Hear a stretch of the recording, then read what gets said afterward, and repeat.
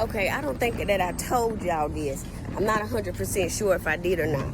But it's been hitting my spirit for a couple days. But I need to come on and let y'all know about it so that y'all can go ahead and start listening in on them. All right, so I told y'all about Nathaniel Stubbs. Okay, his daddy is like he owns properties and stuff out here. So they got, like, I guess you would call it power. It ain't really got no power, but you know what I'm saying. But Nathaniel Stubbs, he said that his sister, she owns or she runs the I Fit Out Resources for Humanity program. It's right there on 41. Okay, it's right there across from Turner Terrace Apartments. It's a building. They got a whole bunch of cars over there. I've caught quite a few of them cars gang stalking me, and I told y'all that they had sent Nathaniel Stubbs in to assassinate me. Okay, but when I caught the play, I blocked them, you know, and stopped talking to him. But I do still got the messages when we was going back and forth. So I got the dates and stuff when we connected. His telephone number, and I think I already told y'all this, is 910-374-8412. Not sure if he's still using that number or not, but I know he is participating in this organized crime. And I think too that I don't know if my daddy, Torrance Williams, who they told me my daddy is, I don't know if he the one that hired him, because I know that they used to be buddies and stuff back in the day, or they know each other, or my family. I know that he know Daphne Brown and Torrance Williams. He also has had sexual relations with Crystal Ann Brown. Okay, that's the dude that I told y'all that she was sleeping with when her and Randall Thompson was living on Bryant Street. Her and Stubbs, that's what we call them. Her and Stubbs, they was fucking on the regular. Every time Randall went to work, they was over there fucking. But that's the one I told y'all I got proof of him and her participating in that activity. He admitted it over the phone. He wouldn't do it when I was messaging him, asking him about it on Facebook. But over the phone, when we was talking, I got him to talk about it, and I got him to say some things about it. So I recorded that conversation. But I know Randall Thompson is participating. Possibly the lady that he just recently married too is participating in organized crime. But I Fit Out. Like I said, I've caught them gang stalking me quite a bit. And then too, there's something funky going on over there, because when I first went over there, y'all know I'm on the case, but when I first went over there and I checked their website and stuff, they said that they was offering services on their website. It states that they are offering services that they are not really offering. Okay, they are abusing government funds as well. I don't know exactly how they are, but I know it's coming in. They are abusing government funds because they get grants and stuff. But I Fit Out, the owners, the people that run the place, I think I took a picture or got another video. I just got one picture of one of these cars gang stalking me and participating. And I'm trying to do better with, you know, getting all of them. But I've caught them quite a few times, just like I've caught CSC Transportation quite a few times. They're acting like they're helping people with substance abuse, but it's just a cover-up for what they're really doing. They not helping people with no goddamn substance abuse. All these goddamn crackheads and shit running around here on the goddamn block and shit. They ain't doing what they really saying they doing. And since I said something, because when I went over there and I was looking in there, the office won't open, but it was supposed to be open. So then I called the number and I was asking them, you know, what kind of services did they offer? And he only said that they offered like some drug treatment or some shit like that. He didn't say everything that was listed on the website. Okay. So that lets me know that they're doing some fraudulent things. They're doing some stuff that they ain't supposed to be doing over there. And then since then, I've noticed that they have purchased a lot more cars. I guess they're trying to, make it look like that, make it look like what they're doing with the funds, but that's not all they're doing with the funds. So y'all need to get y'all eyes on iFit Out. The owners of iFit Out, Nathaniel Stubbs, his daddy. I don't know if his mama's still living or not, but I don't know if she got anything to do nothing. I know his daddy for sure. I know he said that was his sister that run iFit Out. I'm not sure, if he was telling the truth, but I have seen him over there at iFit Out watching me as well. Okay, so y'all need to get his phones tapped if y'all don't already, which I'm pretty sure y'all do. Crystal Ann Brown, Randall Thompson, and the owners of iFit Out, whoever get the grants, whoever run it, y'all need to get surveillance and footage on them. It must be some footage somewhere of them doing something, since that came through. It's some footage somewhere of them doing something.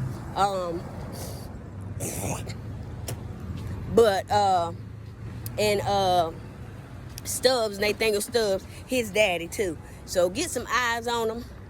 I know something, he said that house that he used to live in over there, that it was a boarding house, which I didn't know it was a boarding house, because I had went over there like 2 times, once or twice, to meet him to get some weed and to drop him off one time too, I believe.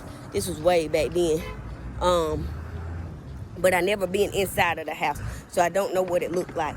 And yeah, y'all need to get some eyes on them if y'all have not already, because if y'all have those Crystal Ann Brown and Randall Thompson, if y'all have those lines tapped, then y'all probably seen some communication between her and Nathaniel Stubbs or Randall Thompson and who is connected to him. All right, but y'all make sure that y'all got some surveillance on these people, because they are participating in organized crime. Like I told y'all, when Crystal invited me to Washington State, it was all a part of the plan. She was working with Jesse Ann French and Daphne Brown and Davin Brown and all them, in the family. This was all a part of their plan. All right. And before she actually invited me over, we had been talking for the last, for the past couple weeks and shit. Because, when she left, before she left, we used to hang tight. But when she left, we would, we wouldn't talk as much. But sometimes we would. But for some reason, my spirit had me reaching out to her, and her reaching out to me before, once I became homeless, after George Carrillo, the other crooked landlord who worked with Lumberton Housing Authority over there, and Victoria Brooks, who worked with all them to wrongfully evict me from when I was living on Chris Road. Okay, so y'all make sure y'all got some surveillance on that.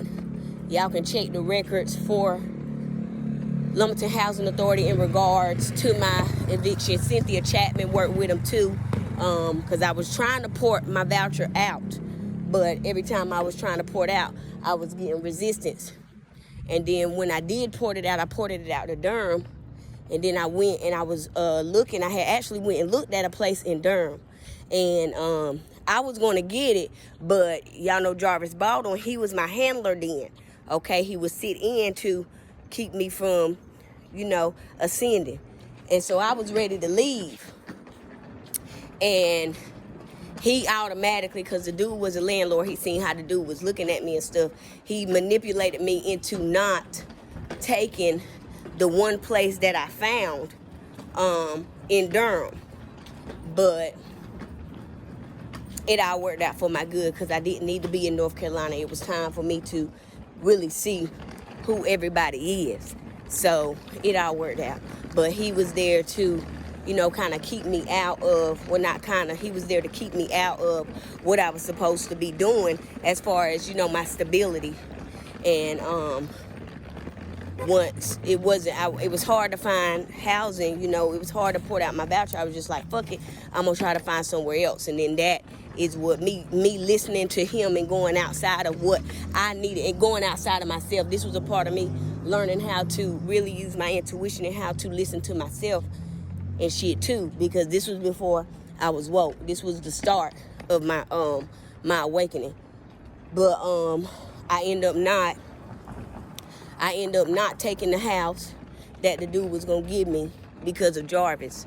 And then everywhere else that I tried after then, I wasn't able to get because it was out of my voucher range. So then I started looking other places outside of Durham, and then I just gave up on it at that point. I was just like, fuck it. And then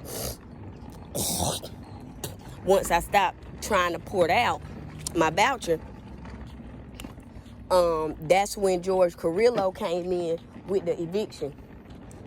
A couple months after that, okay?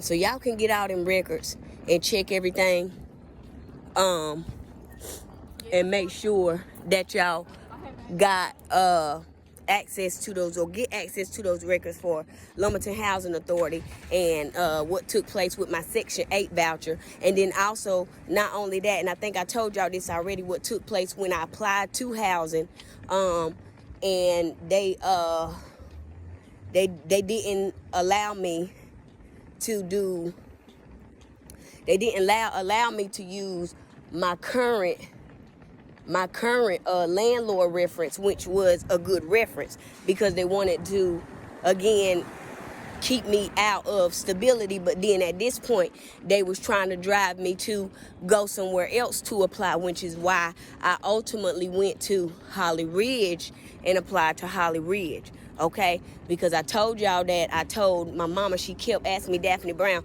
she kept asking me where I was moving to, like she just had to know.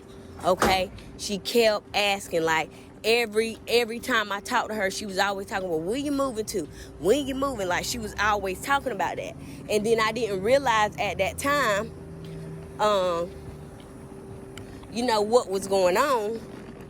But after, you know, thinking about it and thinking in retrospect, I found out, you know, that they was trying to plot to get me to a point where I was not going to be stable. Okay, so y'all need to what's the name, get some eyes on that and make sure you got surveillance on that. And look at this surveillance out here. 643 Lumberton Police Department and 667. That's like the 100th time I done seen 667 gangstalking me. Y'all see him over here acting like they sitting at Dollar General. But y'all get some eyes on that and make sure y'all get some surveillance on those people that I just said. And I fit out for sure. I know y'all already looking at Lumberton Police Department, but y'all see them. Y'all see them trying to see and clock where I'm at and where I'm going. They're over there at the Dollar General. But I'm getting all this on record so y'all can see. And I'm out of breath because I'm walking, so don't mind me. I might need some water. But yeah, this is what I'm going through. But I had to get on here. I don't know if I told y'all about I Fit Out or not, but check them out. Get their phone lines tapped and do what y'all need to do, because we taking these motherfuckers down, and it's going down. It's going down.